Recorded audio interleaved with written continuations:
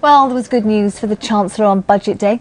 The East Midlands has seen the largest annual fall in unemployment of the UK's northern regions.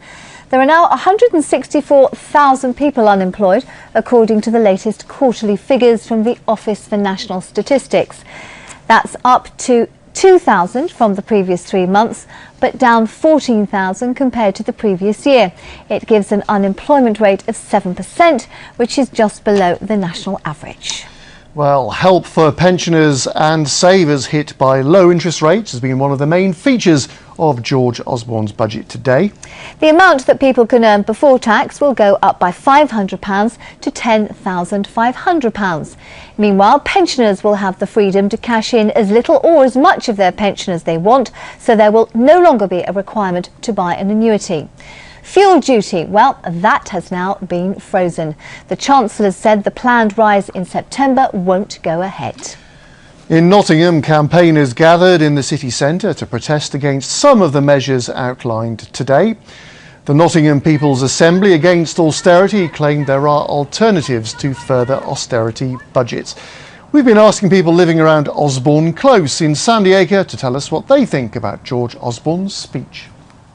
They've helped the middle classes who are there, sort of stalwart, shall we say. It's very good, help people at pensionable age, get some more out of the pension, help people that have a few beers down the pub. Yeah, it's a good middle class budget, I think. We ought to have a better interest rate on savings. We've paid 15-17% mortgage for long enough. Put a bit aside for retiring and then get nothing back on it. It certainly seems good for savers and pensioners. I mean, Jan and myself have worked for 40 plus years, and for the first time we have some money in savings, but it's not brought much in. And the pension looks really interesting because it's our future and our children's future, I think. So what impact will the budget have on businesses in the East Midlands? We have an illustrious guest tonight. George Cowcher is Chief Executive of the Derbyshire and Nottinghamshire Chamber of Commerce, and Dan Thomas is an entrepreneur who owns a very successful hot tub company in Nottingham. Both of you, welcome. Can I ask both of you this, but maybe start with you, George. What has been your reaction to the budget today? We are very pleased with the budget today, and we really wanted to see assistance in relation to skills, and we're seeing more money into apprenticeships and the apprenticeship grants.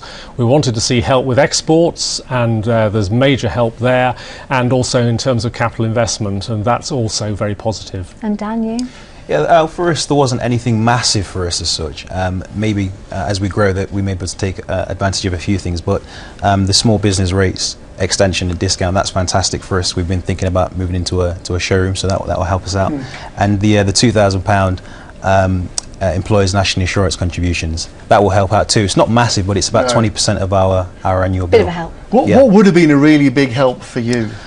For us, in an ideal world, we would have loved to see the VAT rate go back down. I mean, we're a retail business effectively, so we sell products that are very expensive.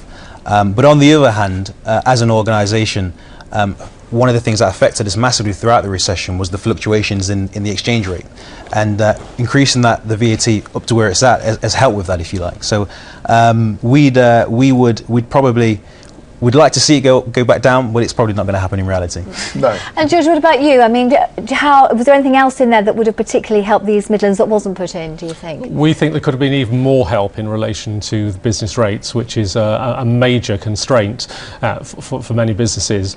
But we also believe there could have been more help for the hospitality industry, although the 1p reduction in a pint of beer is very welcome in our brewing sector, which is substantial, and also amongst all the hotels and restaurants that we have. I watched the whole thing for my sins. Crikey, John. Well done. Actually, it wasn't that long, but it struck me there was very little, proportionately, mention of small businesses. He normally fires all the big guns at business. Were you a bit disappointed?